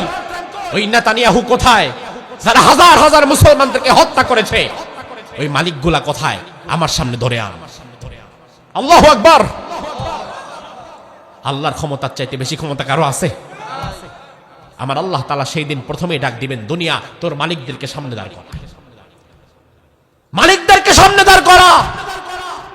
দুনিয়ার উপরে কারা জুলুম করেছিল আমি তাদের দেখতে চাই, ওই মালিকগুলারে আন আমার সামনে। আমার ভাইরা, আল্লাহ রাব্বুল আলামিনের এমন একটা রাগান্বিত অবস্থা সৃষ্টি হয়ে যাবে। এরপরে বিশ্বনবী বলবেন, আয় আল্লাহ, হাসরে মাঠে আর উম্মতেরা দাঁড়িয়ে থাকতে পারছে না, মেহেরবানি করে আপনি বিচার শুরু করে দেন। আল্লাহ রাব্বুল আলামিন ওই সময় হাসরের মাঠে প্রথমবারের মতো বিচার শুরু করে দিবেন। রাব্বুল আলামিন যখন বিচার করবেন, আমার ভাই সময় খুব বেশি হয়ে গেছে, আমার খেয়াল ছিল না, যদি পুরো আলোচনাটা শেষ করতে আর 5টা মিনিট লাগে কষ্ট হবে আপনাদের? বেশি কষ্ট হবে? আমার কিন্তু কষ্ট হচ্ছে, আমি স্বাভাবিকত এভাবে বস করি না। আওয়াজও আরো বাড়তি থাকে, আমারও আরো ভালো লাগে। কিন্তু আজকে এই যে গলাটাও ভাঙ্গা, ঠান্ডাও লেগে আছে, এই জন্য ভালো করে কথাও বলতে পারছি না। তবু যেহেতু আপনারা মনোযোগের সাথে বসে আছেন, আল্লাহর রহমতে হয়তো 2-4টা কথা বলছি। তার 5 মিনিট কি কষ্ট হবে? থাকতে পারবেন ইনশাআল্লাহ? তাহলে একটু জোরে বলেন তো আল্লাহু আকবার। আল্লাহ রাব্বুল আলামিন এবার আমলনামাগুলো বাছাই করা শুরু করবেন। কোরআনে কারীমের মধ্যে আল্লাহ বললেন, وَنُخْرِجُ لَهُ يَوْمَ الْقِيَامَةِ كِتَابًا يَلْقَاهُ مَنشُورًا। দুনিয়ার মানুষের গর্দানে, তার ঘাড়ের ভেতরে আমি আল্লাহ তাআলা একটা মেমোরি কার্ড রেখেছি। ওয়ানুখরিজু লাহু, এটাকে আমি আবার বের করব, ইয়াউমাল কিয়ামা, কিয়ামতের দিন বের করে তার সামনে তুলে ধরব। সারা জীবন আপনি কোথায় গিয়েছেন, কারে ভোট দিয়েছেন, কার কাছ থেকে টাকা খেয়েছেন আর কারে মেরেছেন, কার জমি আত্মসাৎ করেছেন, কোথায় কি করেছেন না করেছেন, সব আল্লাহর কাছে হিসাব আছে না নাই? আমলনামায় আছে না নাই? এবার আল্লাহ রাব্বুল আলামিন বললেন, ফাআম্মা মান উতিয়া কিতাবাহু বিয়ামিনিহি ফাসাউফা ইউহাসাবু হিসাবান ইয়াসীরা ওয়া ইয়ানকালিবু ইলা আহলিহি মাসরুরা। কিছু মানুষ থাকবে এমন সৌভাগ্যবান, ওই মানুষগুলোর আমল বড় সুন্দর হবে। রব্বুল আলামিন তাদের আমলনামাটা দিবে তাদের ডান হাতে। কিয়ামতের ময়দানে আমলনামা মানুষকে হয়তো কাউকে ডান হাতে দেওয়া হবে, আবার কাউকে বাম হাতে দেওয়া হবে। এখন আপনি আমলনামা কোন হাতে চান, ডান হাতে না বাম হাতে? আমার ভাই, ডান হাতে যার আমলনামা দেওয়া হবে, আল্লাহ রাব্বুল আলামিন বললেন আমলনামা পাওয়ার সাথে সাথে ফাসাউফা ইউহাসাবু হিসাবান ইয়াসীরা, ওই বান্দার আমলনামাকে আমি আল্লাহ তাআলা, ওই বান্দার হিসাবটাকে আমি আল্লাহ তাআলা সহজ করে দেব। হিসাব সহজ হয়ে যাবে। মা আয়েশা বললেন, ইয়া রাসূলুল্লাহ, হিসাব সহজ আর কঠিন আবার কি জিনিস? আল্লাহর হাবিব বললেন, আয়েশা শোনো, আল্লাহর দরবারে পুঙ্খানু হিসাব দিয়ে জান্নাতে যাওয়া কারো জন্যই সম্ভব না। জীবনে বেঁচে ছিলেন 70 বছর।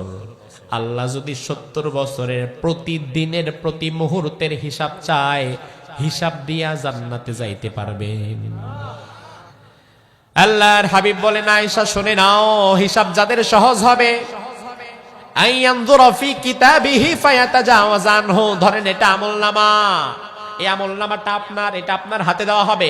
আমলনামার মধ্যে অনেকগুলা পৃষ্ঠা, আপনি কবে কোথান কি করেছেন সব এখানে আছে, ভালোটাও আছে আবার খারাপটাও আছে, কিছুই বাদ পড়ে নাই। এবার আমলনামাটার দিকে একবার আল্লাহ তাকাবেন, আপনার চেহারার দিকে তাকাবেন। আমলনামা যদি আল্লাহ পড়া শুরু করে তাইলে আপনি ধরা খেয়ে যাবেন। আল্লাহ রাব্বুল আলামিন যাকে চাইবেন, যার প্রতি তিনি দয়া করবেন, তার আমলনামাটা তিনি খুলবেনও না, বরং আমলনামার দিকে তাকিয়ে, তার দিকে তাকায়া তার হাতে আমলনামা দিয়া বলবে, তুই জান্নাতে চলে যা। কারণ রব্বুল আলামিন যদি একবার কারো আমলনামা খুলে, 1 পৃষ্ঠা 2 পৃষ্ঠা 3 পৃষ্ঠা এভাবে যদি আমলনামা উল্টায়, জীবনের একটা দিনের হিসাব দিয়েও তো জান্নাতে যাওয়া আমাদের কারো পক্ষেই সম্ভব। আমলনামা যার ডান হাতে চলে আসবে, সে তার আত্মীয় স্বজনের কাছে চলে যাবে। আল্লাহ রাব্বুল আলামিন আরেক আয়াতের মধ্যে বললেন, ওয়া আম্মা মান উতিয়া কিতাবাহু বিয়ামিনিহি ফায়াকুলু হাউমুকরাউ কিতাবিয়া ইন্নী যানানতু আন্নী মুলাকিন হিসাবিয়া। যার আমলনামা ডান হাতে দেয়া হবে, সে তার এলাকার মানুষের কাছে চলে যাবে, ভাই বন্ধুদের কাছে চলে যাবে, পাড়া প্রতিবেশীর কাছে চলে যাবে, গিয়ে বলবে, আরে ভাই, তুমি না আমার সাথে দুনিয়াতে থাকতা, তুমি না আমার সাথে আমার গ্রামে বসবাস করতা, এই যে দেখো আমার আল্লাহ আমার আমলনামা আমার ডান হাতে দিয়ে দিছে। ওই মানুষগুলোকে সে বারবার দেখাবে, হা ও মুকরা ও কিতাবিয়া, আমার আমলনামাটা একবার পড়া দেখো, আল্লাহ তো আমার মাফ করে দিছে, আমি তো জান্নাতে চলে যাব। এবার ওই মানুষটা বলবে, কি ব্যাপার ভাই, আমরা না একই সাথে কাজ করতাম, একই সাথে থাকতাম, আমার আমলনামা এখন আমি পাইলামই না, তোমার আমলনামা তুমি ডান হাতে পাইলা কেমনে? ওই বান্দা তখন বলবে, ইন্নী যানানতু আন্নী মুলাকিন হিসাবিয়া, দুনিয়াতে কোনো কাজ করার সময় আমি সব সময় ভাবতাম আল্লাহর দরবারে একদিন আমাকে দাঁড়ানো লাগবে, জবাব দেওয়া লাগবে, হিসাব দেওয়া লাগবে, আল্লাহর দরবারে আমার একদিন দাঁড়ানো লাগবে। এই সেন্স অফ অ্যাকাউন্টেবিলিটি আমার মধ্যে ছিল। এইটা ভেবে আমি দুনিয়াতে কাজ করেছি।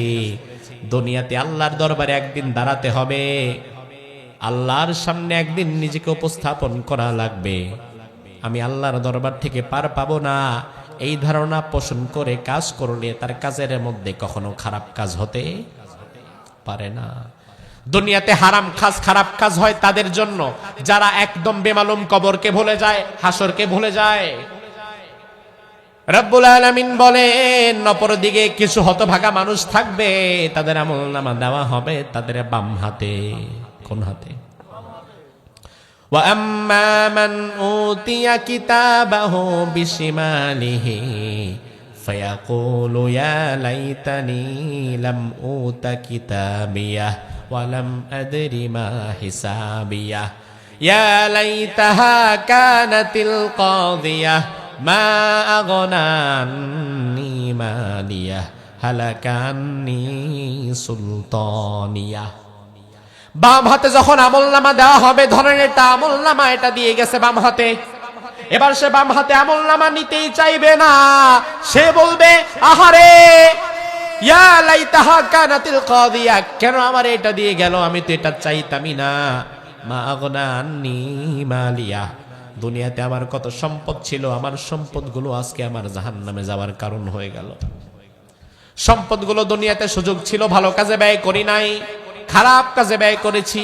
দুনিয়াতে ভালো কাজে ব্যয় করার মানুষ বেশি না খারাপ কাজে ব্যয় করার?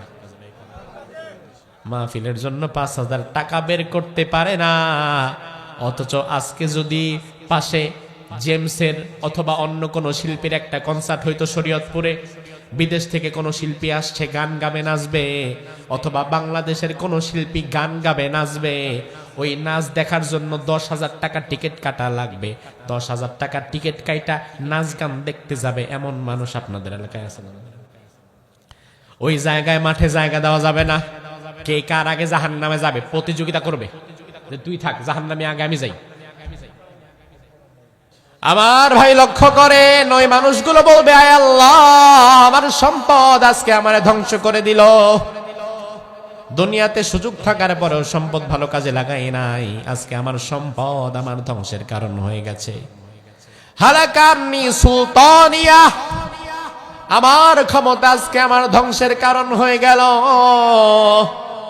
দুনিয়াতে ক্ষমতায় যদি না যেতাম, এত মানুষের উপরে তো জুলুম করতে পারতাম না, এত মানুষের রাস্তার পয়সা মাইরা খাইতে পারতাম না। শরীয়তপুরের রাস্তাঘাটের এমন অবস্থা দেখলে কান্না আসে। এগুলা করছে কে? এই মানুষগুলা সেই দিন বলবে, আল্লাহ, ক্ষমতায় যদি না যাইতাম এত বড় চুরি করতে পারতাম না। ঠিক কিনা? মা আগনা আন্নি মালিয়া হালাকা আন্নি সুলতানিয়া, আহারে, আমার ক্ষমতা আজকে আমার ধ্বংসের কারণ হয়ে গেল। এবার আল্লাহ রাব্বুল আলামিন তাদেরকে বলবেন, যা জাহান্নামে ঢুকে যা। ওই মানুষগুলো শেষবারের মতো বাঁচার জন্য আল্লাহরে বলবে, আল্লাহ, আমি কিন্তু করি নাই, এই আমলনামায় যা লেখা আছে এগুলা কিচ্ছু আমি করি নাই। ডাইরেক্ট অস্বীকার করবে। বান্দা যখন অস্বীকার করবে, আল্লাহ রাব্বুল আলামিন তখন তার জবান বন্ধ করে দিবেন, কারণ জবান খোলা থাকলেই মিথ্যা কথা বলবে। এবার আল্লাহ রাব্বুল আলামিন তার জবান বন্ধ করে দিবেন। সূরা ইয়াসিনে আল্লাহ বললেন, আল ইয়াউমা নাখতিমু আলা আফওয়াহিহিম ওয়া তুকাল্লিমুনা আইদিহিম ওয়া তাশহাদু আরজুলুহুম বিমা কানু ইয়াকসিবুন। জবান বন্ধ হয়ে গেছে। নাখতিমু আলা আফওয়াহিহিম, মুখের উপরে মোহর মেরে দিছে। ওয়া তুকাল্লিমুনা আইদিহিম, এবার হাত কথা বলবে। হাত বলবে, আল্লাহ, দুনিয়াতে যা আকাম কুকাম হয়েছে সব আমি হাত দিয়ে করছে। ওয়া তাশহাদু আরজুলুহুম, পা সাক্ষ্য দিবে, আল্লাহ, দুনিয়াতে ভালো কাজে যায় নাই, মসজিদে যায় নাই, মাহফিলে যায় নাই, ভালো কোনো কাজে যায় নাই, খারাপ কাজের ওই জায়গাতেই গিয়েছিল, আমি পা সাক্ষী। আরেক আয়াতে আল্লাহ বললেন, ইয়াউমা তাশহাদু আলাইহিম আলসিনাতুহুম ওয়া আইদিহিম ওয়া আরজুলুহুম বিমা কানু ইয়াকসিবুন। হাত, পা, চোখ, কান, গায়ের চামড়া পর্যন্ত সব আল্লাহর দরবারে সাক্ষ্য দেবে তার বিপরীতে। অবশেষে আল্লাহ রাব্বুল আলামিন শেষবারের মতো আবার তার জবান খুলে দিবেন। জবান খুলে দেওয়ার পরে এবার সে তার হাতের দিকে তাকায় বলবে ওয়াকালু লিজুলুদিহিম লিমা শাহিদতুম আলাইনা।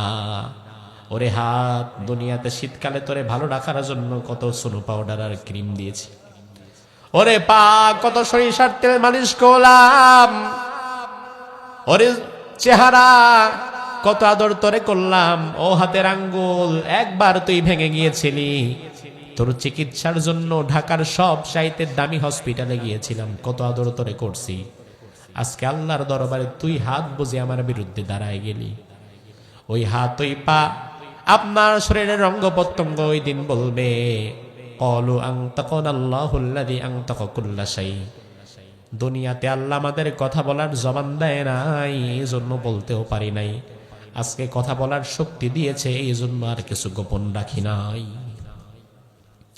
আমার ভাইয়েরা, এইভাবে করে যখন মাথার চুল থেকে পায়ের পাতা পর্যন্ত সব আল্লাহর বিরুদ্ধে, আমার বিরুদ্ধে সাক্ষ্য দেবে, আল্লাহর কাছে আমার বিরুদ্ধে সাক্ষ্য দেবে, ওই মুহূর্তে নিজের পক্ষে একটা নতুন করে কথা বলার মতো জায়গাও তো আর আমাদের থাকবে না। এরপরে আল্লাহ বলবেন খুদুহু ফাগুল্লু, যা এটারে জাহান্নামে ফেলে দে। সুম্মাল জাহিমা সাল্লু, এটারে জাহান্নামের আগুন দিয়ে ঝলসে ফেল। এমন কঠিন দিন আসার আগে ওই যে ডান হাতে আমলনামা কেন আসবে? ইন্নী যানানতু আন্নী মুনাকিন হিসাবিয়া। ডান হাতে আমলনামা আসবে তখন দুনিয়াতে প্রত্যেক কাজ করার আগে আল্লাহর কাছে জবাব দিতে হবে। এই জবাবদিহিতার চিন্তা মাথায় থাকবে যখন যে কোনো কাজ দুনিয়াতে করেন, ওই কাজ করার আগে ভাববেন এই কাজের জবাব কি আমি আমার রবের কাছে দিতে পারবো তো? যদি মনে করেন পারবেন, সমস্যা নাই। আর যদি মনে করেন পারবো না, তাহলে আল্লাহর ওয়াস্তে এমন কাজ করবেন না যে এই কাজের জবাব আপনি আল্লাহর কাছে দিতেও পারবেন না। অসুস্থ অবস্থায় লম্বা সফর করার পরে ভাঙাচোরা কণ্ঠে যতগুলো কথা বলেছি, কোরআন হাদিসের বাহিরে বলি নাই, উলামায়ে কেরাম আছেন, এই কথাগুলো আল্লাহ তাআলা আমাদের সকলকে আমল করার তৌফিক দান করুক। আমরা বলি আমিন। হাযা মা ইনদি ওয়াল ইলমু ইনদাল্লাহ আলাইহি তাওয়াক্কালতু ওয়া ইলাইহি উনীব।